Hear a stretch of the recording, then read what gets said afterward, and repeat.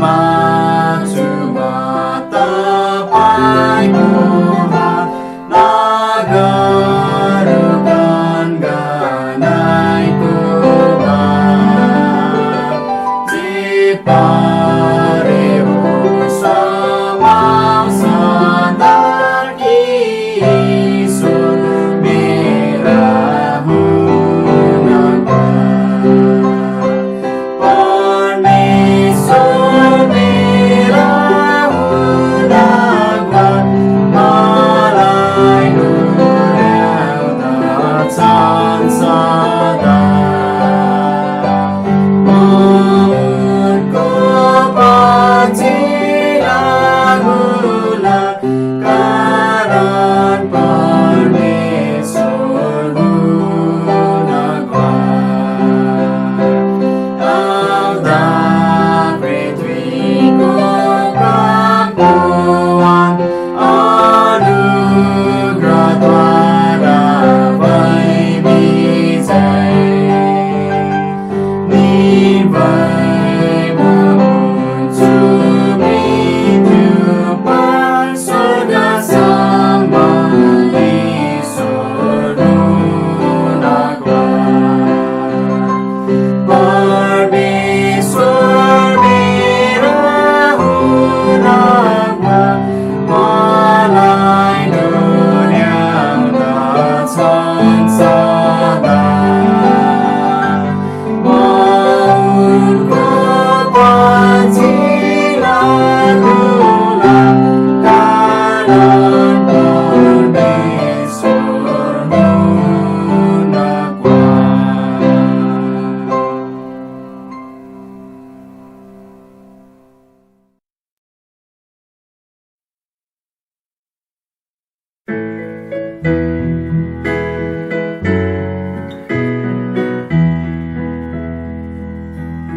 महिमा तपाईलाई ओ सदा सर्वदा अनन्त पिता र प्राचीन दिनका वैभवदेखो बुद्धि सामर्थ्यको सिद्ध पवित्र प्रशंसा योग्य महिमा तपाईलाई सबै स्वर्गदूतले महिमा तपाईलाई वीणा र गीतले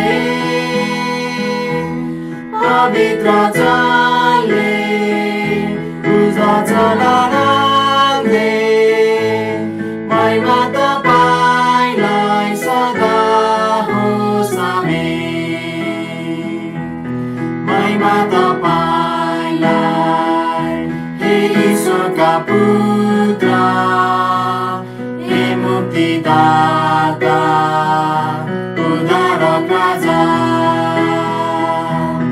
पिताकै साथमा एउटै महिमामा तपाईँको पाउमा गर्छ धन्यवाद महिमा तपाईलाई सबै स्वर्गदूतले महिमा तपाईलाई वीणा र गीतले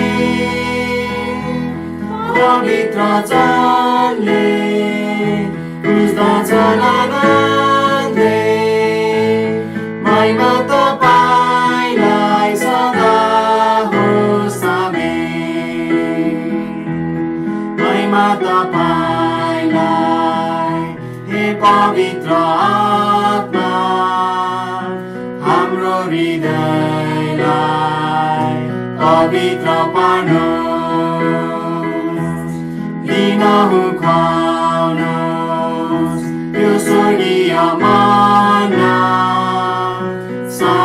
शान्तिदाता गाउँछौँ प्रशंसा महिमा तपाईलाई सबै स्वर्गदूतले महिमा तपाईलाई वीणा र गीतले पवित्र जलले पुज्दछ ननाने महिमा तपाईलाई सदा होस् आमेन।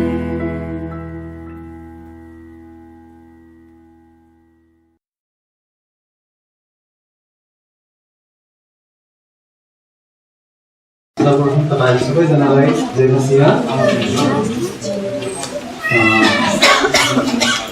हामी सबैलाई मध्यनजर गर्दै वचनको भागमा नै सिधै नै अगाडि बढ्नेछौँ र यस सभा विशेष सभाको शीर्षक चाहिँ हामीले हेरिसकेका छौँ अघि सुरुदेखि नै। लुका 6 अध्यायको 38 पदमा उल्लेख भएको एउटा वाक्यांश, देव तिमीलाई दिइनेछ। यस विषयमा हामी यस वर्षको राजनीति सभामा हामी जुटेका छौँ। म यो पदलाई पढ्नेछु, तपाईँहरूले आफ्नो बाइबलमा हेर्न सक्नुहुन्छ। लुका 6 अध्यायको 38 पदमा पुरै पढ्नेछु। यस्तो लेखिएको छ,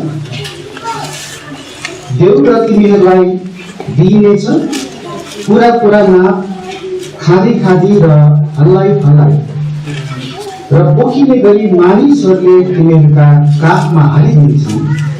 किनकि जुन नापले तिमीहरू नाप्दछौ त्यही नापले तिमीहरूका निम्ति फेरि नापिनेछ। हामी अगाडि बढौँ, तर प्रार्थना गरेर नै अगाडि बढौँ। म यस भागको निम्ति प्रार्थना गर्नेछु अनि त्यसपछि अगाडि बढ्नेछु। म प्रार्थना गर्छु। धन्यवाद छ पिता, प्रभु तपाईँ परमेश्वरको वचनलाई खोल्न पाउँदा, त्यहाँबाट पढ्न पाउँदा अनि त्यसपछि त्यहाँबाट सिक्नको निम्ति अगाडि बढ्न पाउँदा हामीलाई ज्यादै नै आनन्दित लागेको छ। यो भेला यो कुनै मामुली कुनै अरू प्रकारको भेला जस्तो होइन। यहाँ तपाईँ परमेश्वरको उपस्थिति छ। यहाँ तपाईँ परमेश्वरले आफ्नो अगुवाईमा, आफ्नो इच्छामा र आफ्नो वचनद्वारा हामीलाई डोर्याउनुहुन्छ। अनि हामीले प्रभु तपाईँको महिमा गर्न चाहिरहेका छौँ। हामीले भजनहरू गाएर, वचनहरूबाट सिकेर र त्यसलाई पालना गरेर हामी तपाईँको महिमा गर्न चाहन्छौँ, तपाईँको साथमा हिँड्न चाहन्छौँ। वर्षलाई एकपटक हामीले प्राय गर्ने गरेको यो मिसन सभालाई तपाईँ आज आफ्नो हातमा लिनुहोस् अनि यो वचनको भागमा तपाईँ परमेश्वरको आत्माले हामी सबैको हृदयमा अझ हच्कचाउनुहोस्, काम गर्नुहोस् प्रभु, ताकि हामी यो आउने वर्ष अझ तपाईँ परमेश्वरको काममा हामी लागिरहन सकौँ। प्रभु तपाईँ सिकाउनुहोस्। मेरो आफ्नो बोली, आफ्नो विचार र वचन होइन, तर तपाईँको वचनद्वारा, तपाईँको आत्माको अगुवाईद्वारा बाँड्नको निम्ति मलाई सहायता गर्नुहोस्। यहाँ हुनुहुने सबै तपाईँका प्रियहरूलाई तपाईँको वचनबाट बुझ्नको निम्ति पनि मद्दत गर्नुहोस्। हामी अगाडि बढ्छौँ, हामीलाई प्रभु तपाईँ मद्दत गर्नुहोस्। आशिष माग्छौँ प्रभु येशूको नाममा, आमेन। लुका 6 अध्यायको 38 पदले भन्दछ, देव र तिमीहरूलाई दिइनेछ। दिने र पाउने सम्बन्धमा यो परमेश्वरको सिद्धान्त हो। वास्तवमा एक क्रिस्चियनको सेवा कार्य भनेको चाहिँ दिने सेवा पनि हो। त्यसलाई नबिर्सौँ, हामीले दिने पनि एउटा सेवा हो अनि यो खर्च गर्ने सेवा हो। बाइबलले दिने सवाललाई आर्थिकमा मात्र सीमित राखेको छैन। हामीलाई त्यो थाहा छ। दिने कुरा यदि गर्ने हो भने त परमेश्वरले आफ्नो एकमात्र जन्माएको पुत्रलाई दिनुभयो। त्योभन्दा ठुलो दियाइ त संसारमा के होला, हामीले के दिन सक्छौँ होइन। यसरी दिनु भन्ने विषय चाहिँ बाइबलमा एक प्रकारले बृहत रूपमा उल्लेख गरिएको विषय हो होइन। दिने विभिन्न कुराहरू छन्, तर आज हामी आर्थिक रूपमा परमेश्वरको कामको निम्ति दिने विषयमा हेर्न जाँदैछौँ। र आज हामी विशेष गरी एउटा भेटीको कुरा गर्दैछौँ, एउटा भेटीको सवालमा हामी हेर्दैछौँ जुन भेटीलाई चाहिँ तपाईँहरू कतिजनाले सुसमाचारको कामको निम्ति भेटी मिसन अफरिङ भन्नुहुन्छ, कतिले विश्वास द्वारा गरिने प्रतिज्ञाको भेटी अर्थात् फेथ प्रमिस भन्नुहुन्छ। तर म चाहिँ यसलाई अनुग्रहको भेटी भन्ने गर्छु है। किन भन्दाखेरि बाइबलमा आज हामी जुन खण्डहरूलाई हेर्न जाँदैछौँ त्यहाँ अनुग्रह भन्ने शब्दले चाहिँ दिने कुरालाई सङ्केत गरिएको छ भनेर त्यहाँनिर लेखिएको छ। वास्तवमा त्यो पुस्तकमा पाउनुहुन्छ र त्यो सही पनि हो। अनुग्रहको विभिन्न त्यहाँनिर अर्थ लाग्छ बाइबलमा, धेरै ठाउँमा अनुग्रह शब्द प्रयोग भएका छन्, तर हामीले हेर्न जाने खण्डमा चाहिँ अनुग्रहलाई दिने काममा प्रयोग गरिएको छ।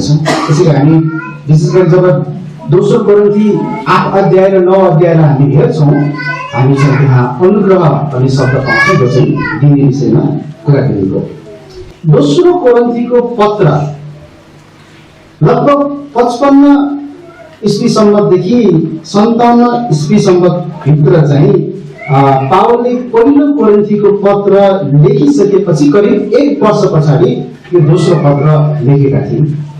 अनि पावलले जब यो पत्र लेखेको थियो त्यो समयमा तपाईहरु धेरैजनालाई थाहा छ होला, रोमी साम्राज्य थियो त्यो बेलामा है, रोमीहरूको साम्राज्य थियो र जनताहरू चाहिँ शासकहरूबाट लुटिएका र एकदमै अत्याधिक करहरूबाट चाहिँ पेलिएका थिए। धेरै करहरू तिर्नु पर्ने हुन्थ्यो। आज हामी कतिपटक धेरै कर भनेर भन्छौँ नि, तर तपाईहरुले सायद विचार गर्न सक्नुहुन्न होला है। एकचोटि अध्ययन गर्नुस्, त्यो बेलाको मानिसहरूको त कर हाम्रो भन्दा कैयौं गुना ज्यादा हुन्थ्यो, त्यति गाह्रो थियो। र वास्तवमा त्यो समयमा एकजना रोमी सम्राट थियो जसको नाम चाहिँ नीरो, तपाईहरुले कतिले सुन्नुभएको होला। उनले चाहिँ क्रूर प्रकारले शासन गरिरहेका थिए र भन्नुपर्दाखेरि नीरोले रोम जलिसकेपछि त्यो रोमलाई पुनर्निर्माण गर्नको निम्ति जनतासँग यति धेरै कर लिए कि वास्तवमा भन्यो भने 100% जस्तैले भन्दा पनि हुन्छ। तपाई जे कमाउनुहुन्छ सबै दिनुपर्ने एक प्रकारले त्यस्तो अवस्था चाहिँ त्यहाँ आएको थियो है। अनि सम्राट मात्र होइन, सम्राट नीरो मात्र त्यस्तो क्रूर थिएन, तर त्यो बेलाका सिनेटरहरू, त्यो बेलाका प्रान्तीय अधिकारीहरू, त्यो बेलाका जमिदारहरू है, उनीहरू पनि गरिबहरूमाथि साह्रै शोषण गर्ने खालका व्यक्तिहरू थिए। र भन्ने हो भने त अझ सम्राट नीरो खालि करमा अथवा मानिसहरूबाट कर लिने कुरामा मात्रै एकदमै क्रूर थिएनन्, तर क्रिस्चियनहरूप्रति पनि एकदमै सताउने कडा खालका क्रूर प्रकारका व्यक्ति थिए। हामी यस्तो खालको एउटा समयको यस्तो माहौलको कुरा गर्दैछौँ जुन बेलामा त्यहाँ विश्वासीहरूले यो अनुग्रहको भेटी अथवा यो प्रतिज्ञाको भेटी दिनुपर्ने थियो। बुझ्दै गर्नु अलिकति बुझ्नुहोस् है तपाईँहरूले, कस्तो माहौल थियो, कस्तो अवस्था थियो, गाह्रो छैन है त्यो बेलामा धेरै नै। रोमी साम्राज्यमा गरिब जनता र किसानको पक्षमा उभिने केही सम्राटहरू आएका थिए, कोही थिए। जस्तो ईसापूर्व 133 मा एकजना टाइबेरियस सिन्क्रोनियस ग्राफस भन्ने एकजना सम्राटले चाहिँ जनताहरूलाई चाहिँ उनको जमिनहरू फिर्ता गर्ने अनि समानताको कुरा गर्ने गरेका थिए। तर पछि उनका विरोधीहरूले सिनेटरहरूले उनलाई चाहिँ हत्या गरे। त्यस्तो खालको अवस्थाहरू थियो, तर पनि त्यो धेरै थोरै थियो, त्यो खासै फलदायी भइरहेको थिएन। यसैले रोमी साम्राज्यमा जनताहरू यस्तो गरिब थिए कि उनीहरूलाई आफ्नो दैनिक हातमुख जोड्नलाई पनि साह्रै गाह्रो थियो। माथि मेसोपोटामियाको पनि त्यही अवस्था थियो, तल अखैयामा मात्र होइन। किनकि तपाईँले हेर्नुभयो भने रोमी साम्राज्यको भूभाग चाहिँ उनीहरूले ओगटेको भूभाग ज्यादै ठुलो थियो है, यति मात्र होइन, यो त धेरै सानो ठाउँ मात्र हो है। तर जुन अवस्था अखैयामा थियो जहाँ कोरिन्थको मण्डली थियो त्यहाँ जस्तो अवस्था थियो, माथि मेसोपोटामियामा पनि त्यही अवस्था थियो। मैले यो तुलना गर्न चाहेको कारण के हो भन्दाखेरि अहिले एकछिनपछि हामी हेर्न जानेछौँ त्यहाँ पावलले माथि मेसोपोटामियामा रहेका मण्डलीहरूको उदाहरण दिइरहेको छ। अवस्था त उल्टो हो हैन। तल बस्नेहरूलाई पनि त्यही समस्या हो, माथि बस्नेहरूलाई पनि त्यही समस्या हो। तर पावलले चाहिँ माथि बस्नेहरूले दिएको कुरालाई चाहिँ तल बस्ने विशेष गरी कोरिन्थमा भएका विश्वासीहरूलाई उदाहरणको रूपमा बताउँदैछन्। त्यही भएर हामी यो तुलना अलिकति गरिरहेका छौँ। तर मासेडोनियामा होस् अथवा तल अखैयामा होस्, उनीहरूले दिनुपर्छ र उनीहरूले दिए पनि। तर त्यति मात्र होइन, पावलले जुन कुराहरू लेखेका छन् ती कुराहरू त हामीलाई थाहा छ। वास्तवमा पावलको आफ्नो विचार होइन, त्यो त परमेश्वरको वचन हो है, जो चाहिँ सबै मण्डलीहरूको निम्ति र आज हाम्रो निम्ति पनि उत्तिकै महत्त्वपूर्ण छ, उत्तिकै सान्दर्भिक छ, उत्तिकै हाम्रो लागि पनि दिइएको। तब हामी पनि दिन चाहन्छौँ हो। हामी साँच्चै नै दिने भनेर त आज यत्रोजना हामी भेला भएका छौँ। हामीलाई केही न केही त थाहा छ पक्कै पनि यस भेटीको विषयमा, त्यही भएर हामी आएका छौँ। तर हामीले किन दिने त? कतिपल्ट प्रश्न आउन सक्ला। अथवा कसलाई दिने त? अथवा कसरी दिने त? आज वचनको मुख्य भाग चाहिँ यही तीनवटा प्रश्नमा हुनेछ। हामी किन दिने, हामीले कसलाई दिने र हामीले कसरी दिने, यो हामीले बुझ्न जरुरी छ। अनि पावलले पनि अखैयामा भएका ती विश्वासीहरूलाई, कोरिन्थमा भएका विश्वासीहरूलाई चाहिँ मेसोपोटामियामा भएका विश्वासीहरूको त्यो उदाहरण यहाँ दिएका छन्। त्यसो भए हामी हेरौँ त किन दिनु, यो भेटी हामीले किन दिनु त? सबभन्दा पहिलो कुरा हामी पाउँछौँ सुसमाचारको कामको निम्ति हामीले दिने है। सुसमाचारको कामको निम्ति दिने।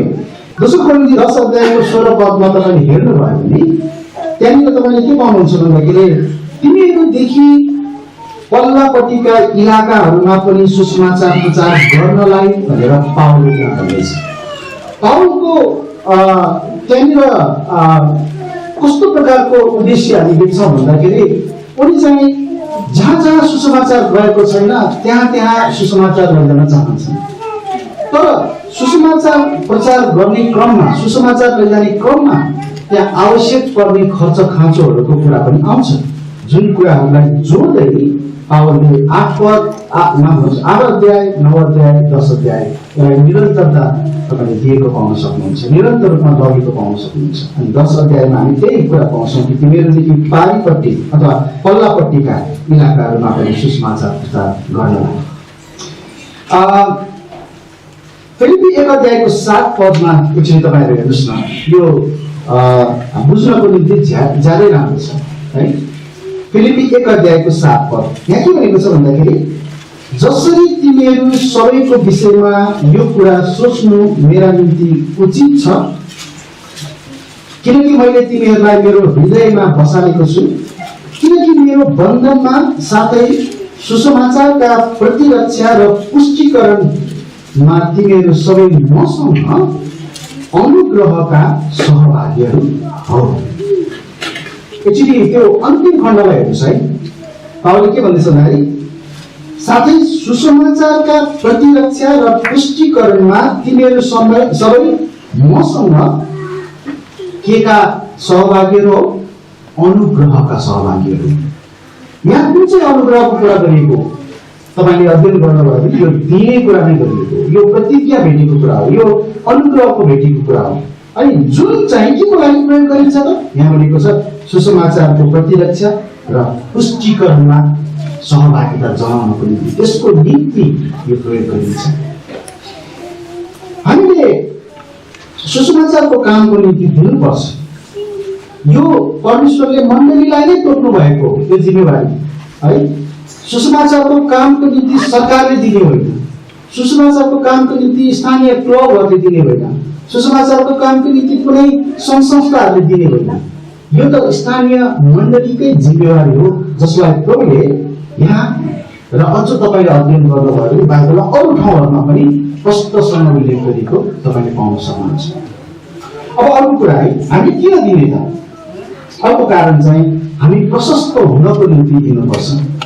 अब बाइबलको एकदमै साधारण सिद्धान्त के छ भन्दाखेरि यो तिमीलाई दिइनेछ हो। हामीले सुरुमै 4 पदको रूपमा हेर्यौँ, तपाईँ दिनुहुन्छ भनेको तपाईँलाई पनि दिइनेछ त। अब त्यसको अर्थ के भन्दाखेरि यदि हामी प्रशस्त हुन चाहन्छौँ भने हामीले पनि दिनु पर्यो हैन। यसमा हामी के देख्छौँ भन्दाखेरि त्यो बेलाका ती विश्वासीहरू चाहिँ अरू क्षेत्रमा जस्तै प्रशस्त हुनु खाँचो थियो भनेर पावलले भन्दैछ। विशेष गरी कोरिन्थमा भएका विश्वासीहरूलाई। तर पल हेरौँ है, अरू कुरामा मात्र होइन, यो कुरामा पनि प्रशस्त हुनुपर्छ। दोस्रो कोरिन्थी 8 अध्यायको 7 पद यहाँ यस्तो लेखिएको छ। म चाहिँ अलिकति छिटो जाँदैछु, माफ गर्नु होला है, तपाईँहरूले हेर्नुहोस् अथवा टिप्न सक्नुहुन्छ। दोस्रो कोरिन्थी 8 अध्यायको 7 पदमा यस्तो भनेको छ, यसकारण जसरी तिनीहरू हरेक कुरामा, याद गर्नुहोस् है, हरेक कुरामा केमा, विश्वासमा, वचनमा, ज्ञानमा, सबै प्रकारका यत्नमा र हामीतर्फको आफ्नो प्रेममा प्रशस्त छौ। अब तुलना है, उसरी नै त्यहाँ भनिएको छ, उसरी नै यस अनुग्रह, फेरि अनुग्रहको कुरा आएको छ है, यस अनुग्रहमा पनि तिमीहरू प्रशस्त हो। हामी वर्षभरि पक्कै पनि एउटा मण्डलीको रूपमा अरू क्रियाकलापहरूमा हामी बढ्छौँ, यहाँ भने जस्तै होइन, विश्वासमा, वचनमा, ज्ञानमा इत्यादि कुराहरूमा होइन। तर पावल यहाँ के भन्दैछन्, अर्को एउटा कुरा पनि छ, अर्को एउटा क्षेत्र पनि छ जहाँ पनि तिमीहरू बढ्नुपर्छ। त्यो चाहिँ के त, अनुग्रहमा, स्पष्टसँग बताइएको छ। त्यही भएर त हामीले यसलाई विशेष सभाको रूपमा आज लिइरहेका छौँ होइन। हामीले यसलाई विशेष रूपमा आयोजना गर्नुको कारण त्यो हो, किन भन्दाखेरि हाम्रो निम्ति अनुग्रहको ढियाइ एकदमै महत्त्वपूर्ण छ र यसो गर्दाखेरि हामीलाई प्रशस्त हुनेतर्फ हामीलाई त्यहाँनिर प्रभुले डोर्याउनुहुन्छ, हामीलाई प्रभुले यसमा फाइदा दिनुहुन्छ, हामीलाई फाइदा उहाँले चाहिँ प्राप्त गराउनुहुन्छ। दोस्रो कोरिन्थी 8 अध्यायको 10 पदमा हेर्नुभयो भने त्यहाँ फाइदाको कुरा गरिएको छ हेर्नुहोस् है। त्यहाँ भनेको छ दोस्रो कोरिन्थी 8:10मा, अनि यस कुरामा म मेरो सल्लाह दिन्छु किनकि यो तिमीहरूकै फाइदाको निम्ति हो। बुझ्नुभयो, यो तिमीहरूकै फाइदाको निम्ति हो। अनुग्रहको भेटी दिँदाखेरि चाहिँ हामीलाई नै फाइदा हुने रहेछ कि है। अझ सबै पढौँ है, तिमीहरूले गर्नु मात्र होइन तर इच्छा गर्नु पनि 1 वर्ष अघि नै सुरु गरेका थिए। कस्तो राम्रोसँग भनेको छ, तिमीहरूकै फाइदाको निम्ति हो। हामी मानिस जाति कस्तो छ भन्दाखेरि आफ्नो फाइदाको लागि हो भने हामी एकदमै खुट्टा बढाइहाल्छौँ, हात बढाइहाल्छौँ होइन, आफ्नो कदम बढाइहाल्छौँ। यसमा पनि प्रयास गर्नुहोस् न, के पनि फाइदाको रहेछ त नि है, यसमा पनि तपाईँहरू लाग्नुहोस्, अगाडि बढ्नुहोस्। अब यसमा आशिष पनि छ। दोस्रो कोरिन्थी 9 अध्यायको 6 पदमा भनेको छ, जसले थोरै छर्छ त्यसले थोरै कटनी पनि गर्नेछ र जसले धेरै छर्छ त्यसले धेरै नै कटनी पनि गर्नेछ। यो त एकदमै साधारण सिद्धान्त हो, बुझ्न सकिने सिद्धान्त हो। तपाईँ हामी कतिजना किसान छौँ, यहाँ बाहिर बारी छ, तपाईँले अब यहाँ के हुन्छ मलाई थाहा छैन, तर एउटा भटमासकै उदाहरण हो। 5वटा गेडा भटमास तपाईँले छर्नु भयो भने 5वटाबाटै फल्यो, 50वटा छर्नु भयो भने धेरै छर्नु भयो भने त्योबाट धेरै नै आउने। कति सिम्पल साधारण प्रकारको सिद्धान्त, बुझ्ने सिद्धान्त छ है। तपाईँ जति छर्नुहुन्छ त्यति नै कटनी गर्नुहुन्छ र त्यही 7 पदमा भनेको छ, हर्ष साथ दिनेलाई परमेश्वरले प्रेम गर्नुहुन्छ। हर्ष साथ दिनेलाई, अनि छर्नु भनेको हर्ष साथ छर्नु हो।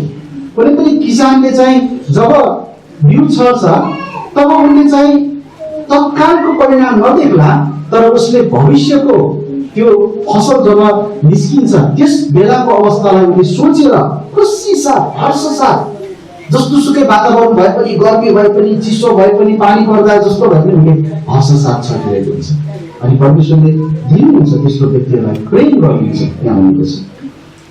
त्यसैले हामीले पहिलो सुरुमा के हेऱ्यौँ भन्दाखेरि यो किन दिने त भन्दाखेरि विशेष गरी त सुसमाचारको कामको लागि हो, तर यसबाट हामीलाई पनि फाइदा छ, हामीलाई आशिष पनि छ। अब दोस्रो कुरा हेरौँ है, यो कसलाई दिने हो त है, यो अनुग्रहको भेटी वास्तवमा दिने कसलाई हो त है। हामी के देख्छौँ भन्दाखेरि आफ्नो मण्डलीको लागि होइन यो भेटी है, तर अरू मण्डलीको लागि दिने हो। अब यसमा तपाईँहरू कतिजना छक्क पर्नु भयो होला है। आज जुन भेटी हामी उठाउन गइरहेका छौँ, अथवा आजबाट यो वर्ष परमेश्वरको वचनले भन्दछ यो काठमाडौँका विश्वासको लागि होइन, वास्तवमा यो अर्कै मण्डलीलाई, यो अर्कैलाई दिनुपर्ने भेटी हो। म गइजान्छु है तपाईँहरूलाई एकचोटि। यहाँनिर हामी अखैयालाई देख्यौँ, म्यासेडोनियालाई देख्यौँ है। यो भेटी अखैयामा रहेको कोरिन्थमा भएका विश्वासीहरूको आफ्नै निम्ति थिएन, तर अर्कै मण्डलीको निम्ति थियो र अझ भन्नु पर्दाखेरि सुसमाचार प्रचारकहरूको निम्ति थियो। हेर्नुहोस् है, त्यही भएर त पाउलले यो पत्र लेख्ने बेलामा विशेष गरी 8 अध्याय र 9 अध्यायमा तिमीहरू तयार भएर बस, तिमीहरूले यो काम पुरा गर, मेसिडोनियाले पहिल्यै गरिसकेका छन्, अरूले त्यहाँ गरिसकेका छन्, यो हामी लिनको निम्ति पठाउँदैछौँ। सामान्य प्रकारले पनि बुझ्न सक्छौँ यो चाहिँ कोरिन्थीको आफ्नो भेटी होइन रहेछ, कोरिन्थीले आफैलाई प्रयोग गर्ने भेटी होइन रहेछ। दशांश स्थानीय मण्डलीकै हो, मण्डली भवन भेटी उठाउनुहुन्छ भने त्यो स्थानीय मण्डलीकै हो, आफ्नै हो, अरू प्रकारको भेटीहरू आफ्नै हो, तर एउटा भेटी चाहिँ छ जुन अनुग्रहको अथवा प्रतिज्ञाको भेटी हो, त्यो हाम्रो आफ्नो स्थानीय मण्डलीको लागि भन्नु होइन, त्यो चाहिँ अरूको लागि है। सायद तपाईँहरू कतिजना अलिक अचम्म पनि पर्नु भयो होला है, तर वास्तवमा बाइबलले यही भन्दछ। यहाँनिर हामी यो भेटीको विषयमा सहभागिता जनाउने केही समूहहरूको अथवा केही ठाउँमा भएका विश्वासीहरूको कुरा पनि ठिक गरौँ है। यो भेटीमा सहभागिता जनाउन पावलले अखैयामा भएको सायद मण्डली मात्र नहुन सक्छ, मण्डलीहरू हुन सक्छ त्यहाँ तल, किन भन्दाखेरि त्यहाँ कोरिन्थ पनि छ। अब उनले लेखेको त कोरिन्थलाई हो होइन, कोरिन्थमा भएको विश्वासीहरू भनेको छ, तर अखैया यसको निम्ति तयार भए 1 वर्ष अगाडिदेखि नै उनीहरू सुरु गर्दै थिए भनेर भन्दाखेरि अखैयाले चाहिँ त्यहाँ पुरै त्यो तलको क्षेत्रहरूलाई समेटेको हामी देख्न सक्छौँ। त्यही भएर त्यहाँ एकभन्दा बढी मण्डलीहरू हुन सक्छ। यसको एउटा अर्को कारण, एउटा अर्को मैले भन्नु कारण चाहिँ म तपाईँलाई बताउन चाहन्छु। जब पावलले चाहिँ मेसिडोनियामा भएका मण्डलीहरू विश्वासीहरूले सुरु गरिसके, उनीहरूले हेरिरहेका छन् तिमीहरूलाई भन्दाखेरि वास्तवमा पावलले चाहिँ माथिपट्टि बेरियामा भएको मण्डली, थेसलोनिकीमा भएको मण्डली, फिलिपीमा भएको मण्डलीहरूको कुरा गरिएको हो, समष्टिगत रूपमा त्यसलाई कुरा गरिएको हो। नेपालमा आज यो अभ्यास अलमोस्ट एकदमै जेरो जस्तै छ कि मण्डलीहरू सबै मिलेर भेटीहरू उठाएर सुसमाचार प्रचारकलाई दिने पठाउने, बाहिरतिर यो अभ्यास धेरै भएको छ। हाम्रो कति मिसनरी प्रियहरू नेपालमा हुनुहुन्छ होइन, मिसनरीहरूलाई हेर्छौँ भने उहाँहरू एउटा मण्डलीबाट मात्रै सहायता पाएर आउनु भएको होइन, धेरै मण्डलीहरूबाट है, अनि विभिन्न ठाउँका मण्डलीहरूबाट उहाँहरूलाई सहायता छ। हामी त्यो अभ्यास गर्न सुरु गर्नुपर्छ। यो धेरै ढिलो भइसक्यो वास्तवमा है, तर यहाँ पनि त्यही खालको अभ्यास हामी देख्छौँ जुन कुरा यहाँ पावलले बताइरहेको छ। यहाँनिर हामी देख्छौँ भने ती भेटी चाहिँ उनीहरूको आफ्नै मण्डलीको निम्ति थिएन, तर अरू मण्डली र अरू सुसमाचार प्रचारकहरूको निम्ति थियो। तपाईँले भन्नुभयो कहाँनिर लेखेको छ, एकचोटि हामी जाउँ फिलिपी 1 अध्यायको 3 पददेखि 11 पदसम्म। अरू ठाउँमा पनि छ है, तर यहाँनिर हामी प्रष्टसँग देख्न सक्छौँ। फिलिपी 1 अध्यायको 3 पददेखि 11 पदमा त्यहाँनिर पावलले उनको सुसमाचारको काममा फिलिपीमा भएको मण्डलीको प्रार्थना र भेटी दिएको निम्ति धन्यवाद दिएका छन्। हेर्नुहोस् यहाँ के भनेको छ, फिलिपी 1 को 7 मा म फिलिपी 1 को 3 देखि 11 हामी सबै त पढ्ने छैन, तर 7 मात्रै पढ्नेछु म। जसरी तिमीहरू सबैको विषयमा यो कुरा सोच्नु मेरा निम्ति उचित छ, किनकि मैले तिमीहरूलाई मेरो हृदयमा बसालेको छु, किनकि मेरो बन्धनमा साथै सुसमाचारका प्रतिरक्षा र पुष्टिकरणमा तिमीहरू सबै मसँग अनुग्रहका सहभागीहरू हौ। पावल कोरिन्थमा भएको मण्डलीको सदस्य थिएन। यदि तपाईँले हेर्नुभयो भने बाइबलमा प्रेरितको पुस्तकमा पाउन सक्नुहुन्छ, पावल चाहिँ त्यहाँनिर अर्कै मण्डलीको सदस्य थियो, एन्टियोखमा भएको मण्डलीको सदस्य थियो, जहाँबाट उनलाई पठाइएको थियो, जहाँबाट बर्नबासलाई पनि पठाइएको थियो। र प्रेरितको पुस्तकमा हेर्छौँ भने उनले आफ्नो पहिलो मिसनरी यात्रालाई पुरा गरेर आएर आफ्नो मण्डलीमा गएर उनले रिपोर्ट पनि दिएको छ है, हामी फलाना फलाना ठाउँमा गयौँ, फलाना फलाना ठाउँमा हामीले सुसमाचार सुनायौँ। अहिले पनि मिसनरीले त्यही गर्नुहुन्छ होइन। यी दिनहरूमा यी महिनाहरूमा हाम्रो एकजना प्रिय मिसनरी अङ्कल है, उहाँ अहिले आफ्नो देशमा त्यही रिपोर्ट दिनलाई जानुभएको छ, आफ्नो मण्डलीहरूमा त्यहाँ जसले सहायता गर्नुभएको छ। यो ढाँचा हामी बाइबलमा देख्न सक्छौँ। अनि यही कुरा पावलले यहाँ देखाउँदैछ र उनले भन्दैछ कि म जो तिमीहरूको मिसनरी हुँ, म जो तिमीहरूले पठाएको, मलाई पनि तिमीले सहायता गरेको, तिमीहरूले मेरो सुसमाचारको काममा यो दिइरहेका छौ, त्यसको निम्ति म परमेश्वरलाई र तिमीलाई धन्यवाद दिन्छु। यो अनुग्रहको सहभागितामा तिमीहरू मेरो साथमा छौ, त्यही भन्नु त्यो उनले भन्दैछ। अझ म तपाईँहरूलाई प्रश्न पार्न चाहन्छु। खास भन्ने हो भने यो भेटी सुसमाचार प्रचारकको हक हो है। यो शब्दलाई मैले अलिक कडाइका साथ नै प्रयोग गर्दैछु। हक नै हो। कसरी त? जसरी 10औं अंश परमेश्वरको हक हो है, हामीले छुट्याउनै पर्छ। 10औं अंश भनेको हाम्रो हुँदै होइन। त्यसरी नै अनुग्रहको दियाल प्रतिज्ञाको भेटी पनि हाम्रो स्थानीय मण्डलीको अनि मण्डलीको पास्टरको, मण्डलीको अरू खर्चहरूको निम्ति होइन।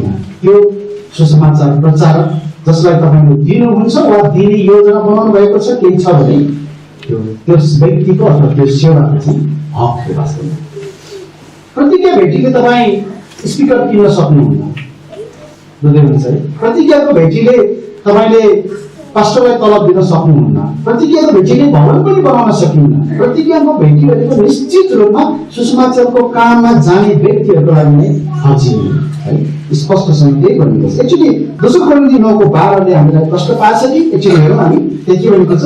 2 कोरिन्थी 9:12 यहाँ भनेको छ, किनकि यस सेवाको कामले है, यो सेवाको काम भनेको यहाँनिर यो भेटीको कुरा गरेको हो, यो भेटी उठाउने कुरा गरेको, पवित्र जनहरूको घटी मात्र कुरा गर्दैन हो, त्यो पनि गर्छ भन्न खोजेको छ अर्को तरिकाबाट। तर परमेश्वरलाई चढाइएको धेरै धन्यवादद्वारा प्रशस्त पनि हुन्छ। कसको लागि रहेछ त्यो? पवित्र जनहरूको घटीलाई पुरा गर्ने काम हो। वास्तवमा पावलले 2 प्रकारले आफ्नो चाहिँ काम, आफ्नो जीविकोपार्जन भनौँ न र आफ्नो सेवाको खर्चहरूले चाहिँ पुरा गर्थ्यो। एउटा हामीलाई थाहा छ, पाल बनाउने व्यक्ति थियो है। कति कुराहरूले आफ्नो त्यस तरिकाबाट पुरा गर्थ्यो, कति खर्चहरू भने। अर्कोतर्फ सुसमाचारको काममा चाहिँ त्यहाँनिर मण्डलीहरूबाट आएको सहायताहरूद्वारा आफ्नो खर्चहरू पुरा गर्थ्यो। तपाईँलाई थाहा छ, बाइबलमा त्यहाँ अरू केही व्यक्तिहरू पनि छन् जो पनि राम्ररी तपाईँ अध्ययन गर्नुभयो भने सुसमाचारको भेटीद्वारा नै उनीहरूले सेवा गरिरहेको देख्न सक्नुहुन्छ। जसमध्ये एकजना चाहिँ तुखिकस पनि हो। अहिले मसँग समय छैन तपाईँहरूमा त्यहाँ जानु, तर तपाईँ आफै नै अध्ययन गर्नुहोस् है। तुखिकसलाई पावलले विशेष प्रकारले सङ्केत गरेको छ कि उनी चाहिँ यस्तै प्रकारको भेटीद्वारा सहयोग पाएर उनले चाहिँ त्यहाँ सेवा गरिरहेको तपाईँ देख्न सक्नुहुन्छ। यसैले हामी के देख्न सक्छौँ भन्दाखेरि यो भेटी चाहिँ कसको लागि हो भन्दाखेरि यो भेटी चाहिँ स्पष्ट रूपमा सुसमाचार प्रचारकहरू र उहाँहरूको सुसमाचार प्रचार कार्यको निम्ति दिने भेटी हो। अब हामी त्यसो कुरामा जाउँ, यो भेटीलाई हामीले अब कसरी दिनुपर्छ त? आज प्रतिज्ञा भेटीको निम्ति तपाईँहरू प्रतिज्ञा पनि गर्दै हुनुहुन्छ होइन। एकपटक राम्ररी प्रभुसँग प्रार्थना गरिकन एकछिन समय बिताइकन तपाईँहरूले यो गर्नुहोस्, मेरो तपाईँसँग अनुरोध छ। किनकि प्रतिज्ञाको भेटी अथवा अनुग्रहको भेटी कसरी दिनुपर्छ भन्ने कुरा नजानेर कतिपटक मानिसहरूले चाहिँ अलिक बेग्लै प्रकारको बाटो अप्नाएको छ हामी भन्न सक्छौँ। धेरै नेपालमा मात्रै होइन, मैले भर्खरै पढेको थिएँ हालसालै अमेरिकामा एउटा मिसनरी, उहाँलाई चाहिँ मिसनरीहरूमा एकदमै ठुलो रूपमा मान्छन्। डन सिक्स भन्ने तपाईँहरू कतिजनाले सुन्नुभएको होला होइन। उहाँ चाहिँ बिआइएमआईको पहिला बोर्ड अध्यक्ष पनि हुनुहुन्थ्यो होइन, जो बिआइएमआईबाट चाहिँ जो पुलिस परिवारको नेपालमा आउनुभएको थियो, तपाईँलाई कतिलाई थाहा छ होइन।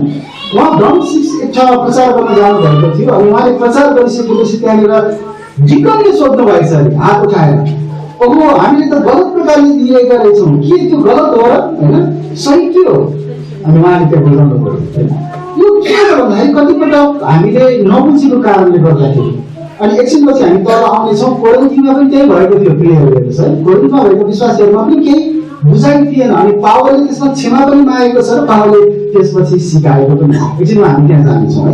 तर सबभन्दा पहिला कसरी दिने त? यो चाहिँ सबभन्दा पहिलो कुरा हाम्रो सम्पत्तिबाट दिने भेटी हो।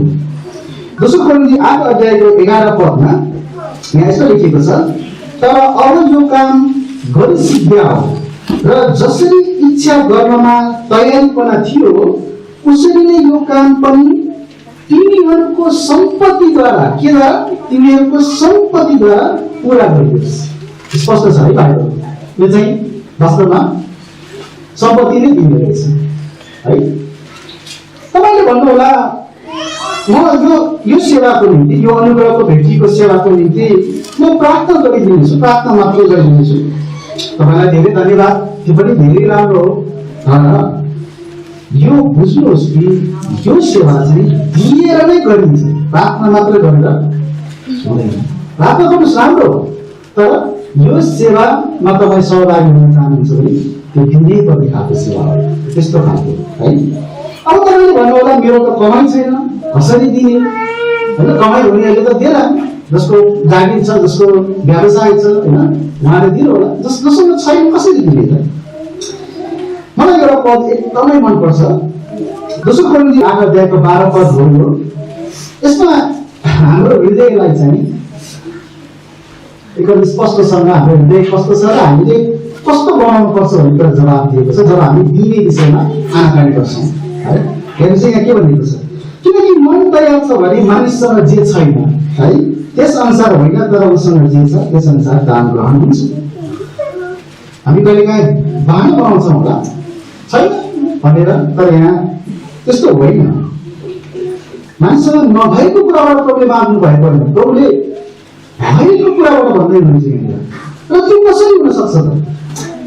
म अलिकति तपाईँहरूलाई स्पष्ट पार्न चाहन्छु। यहाँ यो पदमा दिने सिद्धान्तको बारेमा बताइएको छ र यो दिने सिद्धान्त चाहिँ कस्तो भन्दाखेरि बुझ्नुहोस् है, बलिदानको सिद्धान्त।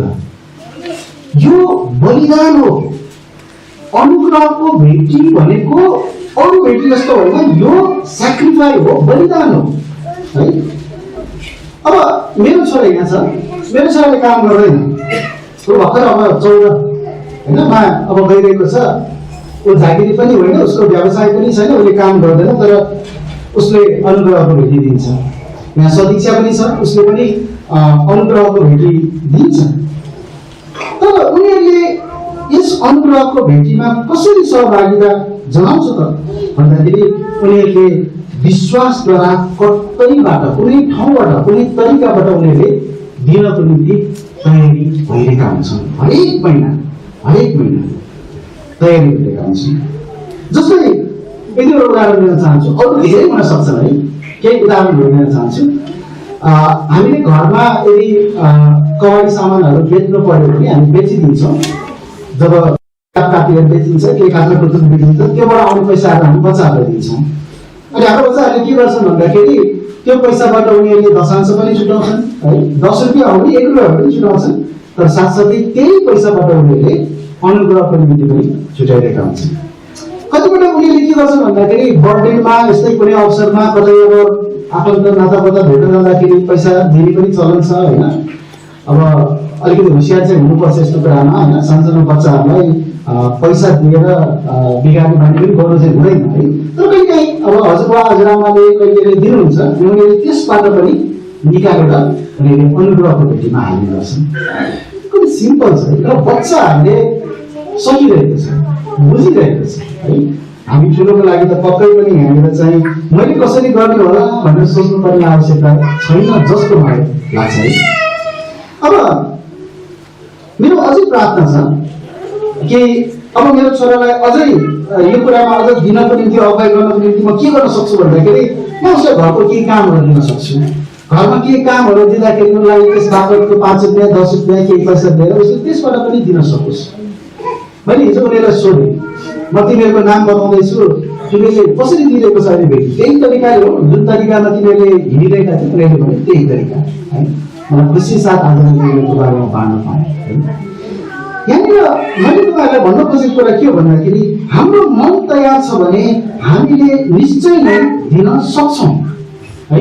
यसैले सबभन्दा पहिलो कुरा चाहिँ यहाँ के छ भन्दाखेरि हामीले हाम्रो सम्पत्तिबाट दिने हो, हाम्रो मन तयार छ भने हामी दिन सक्छौँ।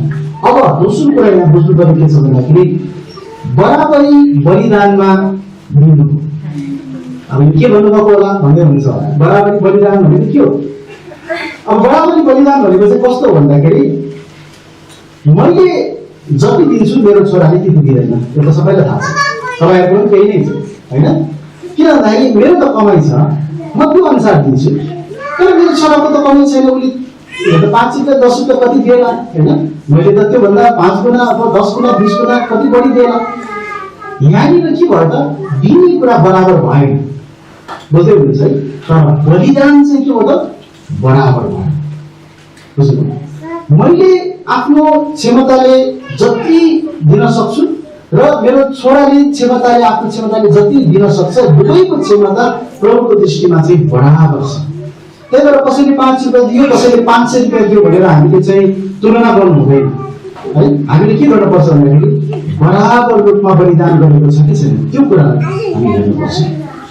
यहाँनिर यो भेटीको कुरा जब आउँछ, मेसोपोटामियामा भएका विश्वासीहरूले बराबर दिएका थिएनन्, तर उनीहरूले बराबर बलिदान गरेका थिए। के पदहरू म तपाईँहरूलाई दिन चाहन्छु ताकि अझ बुझ्नलाई सजिलो होस्। दोस्रो कोरिन्थी 8 अध्यायको 2 पद र 14 पद, दुईटा पदहरू हेरौँ न। त्यहाँ भनेको छ 2 पदमा, किनकि सङ्कष्टको भारी जाँचमा उनीहरूको भरपूर आनन्द र उनीहरूको घोर गरिबी चाहिँ उनीहरूको उदारता रूपी धन बनेर प्रशस्त भयो। अहिले हामी सुरुमा विधि परिचयमा के हेरेका थियौँ भन्दाखेरि त्यो बेलाको समाज, त्यो बेलाको राजनीतिक अस्थिरता, त्यो बेलाको मानिसहरूमा भएको एउटा चाहिँ ठुलो र सानो एउटा भिन्नता, धनी गरिबको अवस्था होइन। यी कारणले गर्दाखेरि विश्वासीहरूलाई धेरै नै गरिबीले पिल्सिएको थियो, उनीहरूलाई गाह्रो थियो, तर उनीहरूले दिए। यहाँनिर कति दिए भन्ने प्रश्न होइन, यहाँनिर बलिदान गरे कि गरेनन् भन्ने प्रश्न हो। एउटा अभावमा भएको, अब अभावमा भएकोलाई यहाँ कसरी भनेको छ एकछिन हेर्नुहोस् है। घोर गरिबी, मैले त मेरो जीवनमा घोर गरिबी कहिले पनि महसुस गर्न पाइनँ। तपाईँहरू सायद कतिजनाले गर्नुभएको होला। घोर गरिबी भनेको एकदमै दयनीय हालत हो।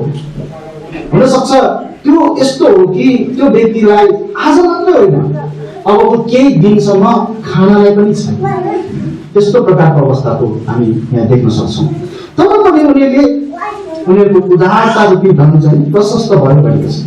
14 पदमा हेर्नुहोस् त, अब बराबरी कुरा आउँछ है। यहाँ भनेको छ, तर बराबरी हुने विचारले अहिले र यस घडीमा तिमीहरूको भरपुरले उनीहरूको घटी पुरा गरोस् र उनीहरूको भरपुरी पनि तिमीहरूको घटीको लागि पूर्ति होस् र बराबरी होस् है। यहाँनिर के कुराको बराबरी गरिएको छ त? हुनेले नहुनेलाई दिने है, अनि पछि त्यो नहुनेले पनि जब उसँग हुन्छ, उसले पनि जब आशिष पाउँछ, उसले फेरि अर्को नहुनेलाई दिने। यहाँनिर त्यो प्रकारको बराबरीको कुरा गरिएको छ। मिसन यसरी चल्छ है। आज विश्वमा कति देशहरूमा ठुल्ठुला मण्डलीहरूले अथवा धेरै वर्षसम्म मिसन सम्बन्धी अभ्यास गरिरहेको मण्डलीहरूले सहायता पठाएर त्यहाँ मण्डलीहरू सुरु हुन्छ, त्यहाँ सुसमाचार प्रचारकलाई पठाएको हुन्छ, त्यसरी सुरु हुन्छ होइन। हाम्रो एउटा चर्च पनि एक समय सुरुमा कुनै मण्डलीको सहयोग र सहायतामा सुरु भएको थियो होइन, तर आज के भयो त आफ्नै खुट्टामा उभिन सक्नु भयो। अब हाम्रो जिम्मेवारी पनि के हुन्छ त भन्दाखेरि हामीले अब अर्कोलाई पनि खुट्टामा उभिन सहायता गर्नु पर्यो, अर्कोलाई पनि हामीले त्यही गर्नु पर्यो। संस्था धाउने होइन है, संस्था धाउँछन् आजकल धेरै, हामी त धाउनु पर्ने त मण्डलीमा हो वास्तवमा, मण्डलीले गर्नुपर्ने काम हो है। यो ढाँचालाई चाहिँ यहाँ प्रभुले देखाउनु भएको छ। यो हामीले यो पनि बुझ्नुपर्छ कि भावनामा बहकेर दिने भेटी पनि होइन। म करोडपति छु यसैले म चाहिँ 1 लाख फालिदिन्छु, त्यो होइन है। यो भेटी त्यस्तो पनि होइन। यो भेटी तपाईँको बजेट हेरेर दिने पनि होइन। मेरो कमाइ महिनामा कति छ? 30,000। 30,000मा मेरो बजेट विशेष मिलाए यति जति चाहिँ म दिन सक्छु भनेर मिलाउने त्यो पनि होइन है। तर अर्को कुरा सापटीबाट त हुँदै होइन, सापटीबाट त कुनै पनि भेटी दिँदैन दिन्छ है, सापटीले है हुँदै होइन। तर यो बलिदान गरेर दिने भेटी हो र यसले हामीलाई चाहिँ विश्वासमा बलियो बनाउँछ, विश्वास गराउन लगाउँछ। विश्वास भनेको के हो त? नदेखिएको कुरा हो। हामीसँग नभएको कुरामा हामीले प्रभुलाई के भन्नु पर्यो भन्दाखेरि प्रभु मैले त देखिरहेको छैन, तपाईँ देखाइदिनुहोस्, मलाई विश्वास छ तपाईँले यो भेटीमा मलाई केही न केही अगुवाई गर्नुहुन्छ। धेरै उदाहरणहरू मेरो जीवनमा मैले अरूबाट आफ्नोबाट मैले चाहिँ पाएको छु। एकजना भाइको जीवनमा मैले त्यस्तो उदाहरण पाएको छु जहाँ चाहिँ उसँग केही पनि थिएन, उसले विश्वास गरेर प्रार्थना गरेर प्रभु जुटाउनु भयो। यस्ता घटनाहरू धेरै पढ्न पाइन्छ, सुन्न पाइन्छ। एउटा कुरा म तपाईँलाई के भन्न चाहन्छु भन्दाखेरि यो भेटीमा हामीले मण्डलीका विश्वासीहरू सबैलाई ल है सबैले चाहिँ 100 रुपियाँ नै बेच्नु पर्यो है अहिले भरे भन्न सक्दैन। यदि त्यसो गर्छौँ भने यो प्रतिज्ञा भेटी होइन है, यो विश्वासको भेटी अथवा यसलाई हामी अनुग्रह भेटी पनि भन्न सक्छौँ, त्यो होइन है। यस भेटीमा हामीले 10औं अंश जस्तै कमाइको 10% भनेर दिने पनि होइन है। कतिले के हिसाब निकाल्दा रहेछन् भन्दाखेरि मेरो महिना तलब चाहिँ 30,000 छ, 30,000 मा 10% 3,000 दशांश जान्छ, 5% चाहिँ म के अरे उसमा दिन्छु, अनुग्रहमा दिन्छु। यो त्यस्तो तरिकाले पनि हिसाब गर्ने होइन। हेर्नुहोस् है, यो भेटी हरेकले बाइबलमा के भनेको छ? आफ्नो हृदयमा जस्तो सङ्कल्प गर्छ त्यसरी लिनु। सङ्कल्प जसलाई अर्को अर्थमा तपाईँहरूले प्रतिज्ञा पनि भन्नुहुन्छ होइन, यो त्यस्तो खालको तपाईँले प्रार्थना गर्नु पर्यो, तपाईँले कति बलिदान गर्न सक्नुहुन्छ त्यो तपाईँले चाहिँ ठम्याउनु पर्यो, त्यो तपाईँले त्यो कुरालाई बुझ्नु पर्यो, अनि बल्ल त्यो कुरामा सङ्कल्प गरेर तपाईँले दिनु पर्यो। यो वास्तवमा त्यस्तो खालको भेटी हो। अझ बाइबलले के भन्छ भन्दाखेरि यसलाई क्षमताभन्दा बढी दिने भनेको छ। के हो यो क्षमताभन्दा बढी दिने भनेको है? मेसिडोनियामा भएका विश्वासीहरूले क्षमताभन्दा बढी दिइरहेका छन्। एक्चुअली पहिलो कोरिन्थी माफ गर्नुहोस्, दोस्रो कोरिन्थी 8 अध्यायको 3 पद एक्चुअली हेरौँ। यहाँ यस्तो भनेको छ, किनकि म गवाही दिन्छु आफ्नो क्षमता अनुसार क्षमताभन्दा पनि बढी दिनलाई उनीहरू आफै इच्छुक भए। अब बुझ्नुहोस् है, क्षमता भनेको तपाईँले 1000 रुपियाँ कमाउनु भयो अनि 1100 दिनुहोस् त्यो भनेको होइन। त्यो नबुझ्नुहोस् है, क्षमताभन्दा बढी भनेको त्यो होइन। तपाईँको आम्दानीबाट तपाईँले पहिला 10औं अंश छुटाउनु भयो, अनि परिवारको लागि खर्चहरू छुटाउनु भयो, अनि बाँकी भएको पैसाबाट दिन्छु त्यो पनि होइन। हेर्नुहोस् है, त्यो पनि होइन क्षमताभन्दा बढी भनेको। तर त्यहाँ बलिदान गर्ने वा क्षमताभन्दा बढी भन्ने कुरा चाहिँ कस्तो हो भन्दाखेरि तपाईँसँग दिनलाई केही बाँकी नरहेको अवस्थामा पनि तपाईँले खर्चहरू कटाएर आफ्नो इच्छाहरूलाई मारेर होइन, आफ्नो विभिन्न कुराहरूलाई तपाईँले चाहिँ एक ठाउँमा पछिको लागि भनेर सारेर तपाईँले दिइयो। केही उदाहरण म तपाईँलाई दिन चाहन्छु। एकजना व्यक्तिले चाहिँ के गर्नुभएको छ भन्दाखेरि अनुग्रहको भेटीलाई दिने भनेर उहाँले आफ्नो दिनदिनै दिउँसोको खाजामा उहाँले कोक खाने रहेछ, कोक।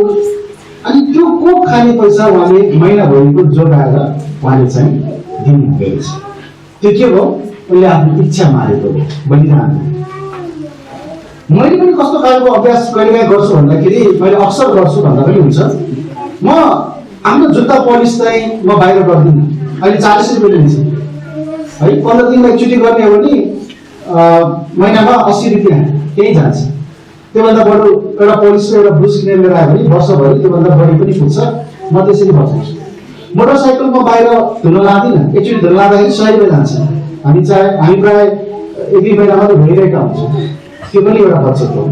यस्तो यस्तो प्रकारले हामीले चाहिँ बलिदान गरेर हामीले आफ्नो इच्छालाई मारेर होइन, आफ्नो आम्दानीबाट पनि जोगिन नसक्ने अवस्थामा त्यो भित्रबाट कसरी हामीले निकाल्न सक्छौँ, त्यो प्रकारले हामीले वास्तवमा दियौँ।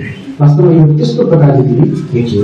किनकि मन तयार छ भने मानिससँग जे छैन त्यस अनुसार होइन, तर उसँग जे छ त्यस अनुसार दान ग्रहण हुन्छ है। दोस्रो कोरिन्थी 9:7 हरेकले आफ्नो हृदयमा जस्तो सङ्कल्प गर्छ त्यस्तै देऊ, चित्त दुखाउँदै होइन, न त करमा परेर नै भनेको छ। याद गर्नुहोस् है, यो भेटी दिनलाई हामीले सङ्कल्प गर्नुपर्छ। यो एउटा अटुट हो। हामीले आफ्नो निर्णयमा पक्का हुनुपर्छ, गम्भीर हुनुपर्छ, निरन्तर रूपमा त्यो दिनुपर्छ। दिने भनेर हामीले यो महिना मात्र दिने अर्को महिनामा नदिने त्यो गर्नु हुँदैन। त्यही भएर कतिपल्ट अनुग्रहको भेटीमा चाहिँ त्यो चार्ज चाहिँ तलमाथि भइरहेको हुन्छ। त्यस्तो हुनु हुँदैन। हामीले कन्टिन्यू दिइरहनुपर्छ, एउटै प्रकारले दिइरहनुपर्छ होइन, त्यो हो। र जब हामी परमेश्वरको वचनमा एउटा सिद्धान्त हेर्छौँ, तिमीहरूको छरिएको बिउलाई चाहिँ वृद्धि गरिदिनेछु, वृद्धि दिनुहुनेछ भनेर प्रभुले जब भन्नुभयो, त्यसलाई सम्झेर चाहिँ हामीले दिँदाखेरि हामीलाई घाटा हुँदैन, हामीलाई अभाव हुँदैन भन्ने कुरालाई मध्यनजर गरेर हामीले दिनुपर्छ। तपाईँले दिनुहुन्छ अनि परमेश्वरले तपाईँलाई दिन नहुने, त्यस्तो कहिले हुन्छ हुँदैन। हाम्रो परमेश्वर त्यति हल्का हुनुहुन्न। हामीले विश्वास गरेको परमेश्वर त्यस्तो खालको निष्ठुर निर्दयी हुनुहुन्न। हामीले बलिदान गर्छौँ भने उहाँले पनि हामीलाई दिनुहुन्छ है। म अन्तिममा आउँछु। अब क्रिस्चियनहरूले परमेश्वरको सेवाको निम्ति दिनुपर्छ भन्ने शिक्षा बाइबलीय शिक्षा नै हो। आज कति मण्डलीहरूमा यो शिक्षाको कमीले गर्दाखेरि त्यहाँनिर अरू बाटोहरू खोजिरहेका हुन्छन् है। मण्डली सुरु गर्नलाई, सुसमाचारको काममा जानलाई अरू ठाउँमा आश्रित भइरहेका हुन्छन्। त्यो अबाइबली हो। दिने सम्बन्धमा मण्डलीलाई सिकाइनुपर्छ। पावलले समेत त्यहाँनिर कोरिन्थीमा भएको मण्डलीलाई यस विषयमा नसिकाएको हुनाले उनले क्षमा मागेका छन्। म धेरै पद त पढेको छैन, तर दोस्रो कोरिन्थी तपाईँले 12 अध्यायको 13 देखि 14 हेर्नु भने बीचमा एक ठाउँमा के भनेको छ भन्दाखेरि यस अन्यायको निम्ति मलाई क्षमा देऊ भनेर भनेको छ। पहिलो कोरिन्थीको पत्र लेख्दाखेरि उनले त्यो कुराको विषयमा खासै सिकाएनन्। त्यही भएर उनले दोस्रो कोरिन्थीमा क्षमा माग्दै 2 अध्याय 8 अध्याय 9 अध्याय पुरै त्यसमा खर्चेको छ। बुझ्नुभयो? त्यही भएर यो विषय चाहिँ हामीले सिकाउनु पर्ने रहेछ। आज हामीले हेरेका यी 2 अध्यायहरू, विशेष गरी दोस्रो कोरिन्थी 8 र 9 अध्यायहरू, हामीले त्यहाँनिर जुन कुराहरू हेरेका छौँ त्यसको पछाडि त्यहाँ हामीले देख्न सक्छौँ कि अनुग्रहको भेटी चाहिँ कसरी दिनुपर्छ हामी त्यो पाउन सक्छौँ। मण्डलीलाई परमेश्वरको जुन अनुग्रह प्रदान गरिएको छ मेसिडोनियाको मण्डलीलाई, त्यसरी नै तिमीहरूले पनि थाहा गर भनेर तल अखैयामा भएकालाई पावलले मेसिडोनियाको उदाहरण दिँदैछन् है। अन्तिममा आउँछु म। किन त यो अनुग्रह, किन यो अनुग्रहको भेटीको विषयमा सिकाइएको छ? यदि तपाईँले दोस्रो कोरिन्थीको पुस्तकमा 8 अध्यायमा तपाईँले हेर्नुभयो भने तपाईँले के पाउनुहुन्छ भन्दाखेरि एक पदमा मण्डलीहरूलाई परमेश्वरको जुन अनुग्रह प्रदान गरिएको छ भनेर भनेको छ। परमेश्वरले मण्डलीलाई कुन अनुग्रह प्रदान गर्नुभयो त? अब चाहिँ उहाँले हामीलाई गर्नुभएको अनुग्रह है यो चाहिँ, त्यो कुन चाहिँ हो त? हामी सबैले भन्न सक्छौँ प्रभु येशू ख्रीष्ट। उहाँले आफ्नो अनुग्रह दिनुभयो। अर्को ठाउँमा पनि छ दोस्रो कोरिन्थी 8:9 किनकि तिमीहरू हाम्रा प्रभु येशू ख्रीष्टको अनुग्रह जान्दछौ, उहाँको गरिबीद्वारा तिमीहरू धनवान हो भनेर उहाँ धनवान भएर पनि तिमीहरूका निम्ति गरिब हुनुभयो। त्यो भनेको छ। यसैले हामीले यहाँ के देख्छौँ भन्दाखेरि सबैभन्दा पहिला चाहिँ अनुग्रहको सुरुवात परमेश्वरले नै गर्नुभएको हो। उहाँले बलिदान गर्नुभयो, आफ्नो एकमात्र जन्माएको पुत्रलाई हाम्रो निम्ति दिनुभयो। त हामीले पनि त्यसको बदलामा उहाँको सुसमाचारको कामको निम्ति अनुग्रहकै अभ्यास गर्नुपर्छ। अनुग्रहको भेटीद्वारा अनि त्यसै बलिदानद्वारा। तर हामीले गर्ने यो बलिदान चाहिँ प्रभुले गर्नुभएको बलिदानको तुलनामा केही पनि होइन। तर पावलले त्यो सम्झना गराइदिएको छ। तिमीहरूले जे गर्दैछौ त्यो गर्नुको पछाडि चाहिँ प्रभुको अनुग्रहलाई तिमीले सम्झ, तब तिमीले यो गर्न सक्नेछौ। निश्चय यति थोरै समयमा हामी धेरै कुराहरू सिक्न सक्दैनौँ, तर म तपाईँहरूलाई एउटा कुरा चाहिँ भन्न सक्छु। हामी सबैले आज भरे भोलि जहिले हुन्छ घरमा गएर यदि दोस्रो कोरिन्थी 8 अध्याय र 9 अध्यायको शब्द अध्ययन गर्ने हो भने आज मैले जति कुरा तपाईँलाई बाँडेँ त्योभन्दा अझ धेरै कुरा तपाईँले सिक्न सक्नुहुन्छ। र यो वर्ष तपाईँले अनुग्रहको सम्बन्धमा प्रभुमा कसरी अगाडि बढ्न सकिन्छ भन्ने कुरालाई अझ बढी जान्ने मौका तपाईँले पाउन सक्नुहुन्छ। मेरो अनुरोध छ तपाईँले पढ्नुहोस्। हुन्छ, म यति नै राख्नेछु। छोटो म प्रार्थना प्रभुलाई धन्यवाद दिएर म यहाँबाट तल जानेछु। हुन्छ, म प्रार्थना गर्छु। प्रभु धन्यवाद छ तपाईँको जीवित वचनको निम्ति अनि स्पष्ट शिक्षाको निम्ति। अनुग्रहको भेटी को बेग्लै महत्त्व छ। अनुग्रहको भेटी बेग्लै प्रकारले बेग्लै उद्देश्यमा दिइनेछ। आज हामीले त्यो कुरालाई हेर्न पाएका छौँ। तपाईँको वचन जो सत्यको वचन हो हामीलाई मार्गनिर्देश गराउनुहोस्। हामीलाई आउने कदमहरूमा आउने दिनहरूमा हामीलाई यस कार्यमा अझ विश्वासयोग्य भई अझ बलिदान गर्दै हामी अगाडि बढ्न सकौँ। हामीलाई दिनुभएको वचनको निम्ति धन्यवाद छ। आशिष माग्छौँ प्रभु येशूको नाममा। आमेन।